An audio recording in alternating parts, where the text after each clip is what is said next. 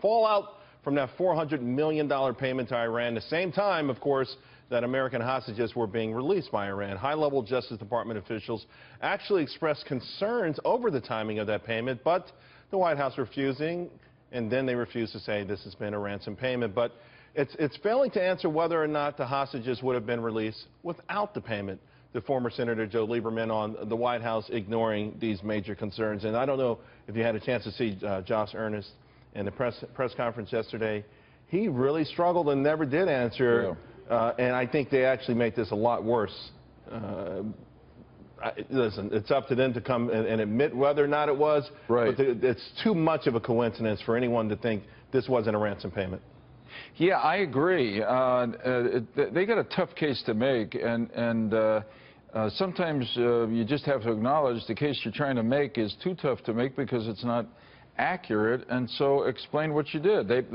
Maybe they had a good motive. I disagree with what the administration did. Of course, I feel the whole Iran nuclear agreement was a bad deal for America. We went into the negotiations with an upper hand, and we let the Iranians feel that we wanted a deal more than they did. This is like salt in the wound in a way, that in the end, for all we gave them as part of that nuclear agreement, that they insisted that we pay them cash for hostages of ours that they were holding. That was just really outrageous, immoral. It's beyond the pale, and it is immoral. And a lot of people are concerned now that it puts an extra target or enhances the target on the back of Americans, particularly in that region of the world. But President Obama is going to come out today, and he's going to try and explain that the Shah of Iran gave us $400 million. We never provided him with the arms that he paid for, and consequently, not only did we owe this to him, but The Hague ruled that we had to give them this money, and it was just a coincidence. Well, I mean, that doesn't. I guess that would be one answer to the question of why, why, and but not the timing, though, right? But yeah, right. Would the hostages have been released at that time? First up, this was a very old case. Some people in the administration say that the court in The Hague would have ordered us to pay more than the $1.7 billion that we agreed on. But I'd say in this kind of case, so long, take it to a decision.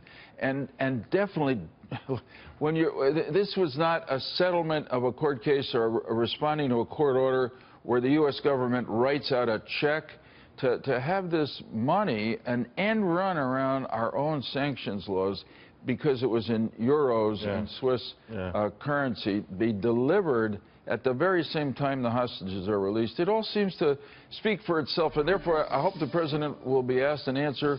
Would the hostages have been released without this money? And if not, then to just explain why he did it. Right. Yeah. And by the way, even the interest paid on this money was too much, by a couple $100 million. I want to switch gears then with that, as the backdrop of the election. Hillary Clinton's got some momentum going for her right now. Have you decided on who you're going to vote for yet?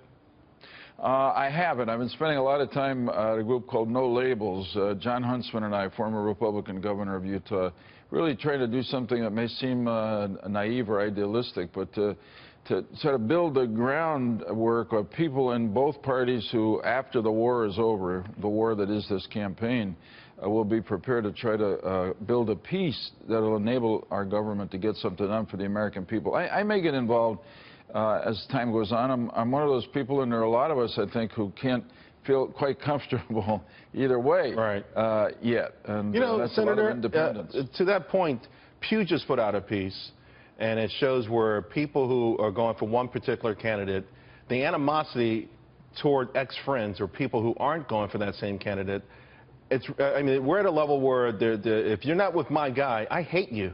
Yeah. I don't know if we've ever really seen this before. People could still have a burger together and not go vote for the same person. But we saw the Civil War break out in the primaries, and now it's gotten even worse.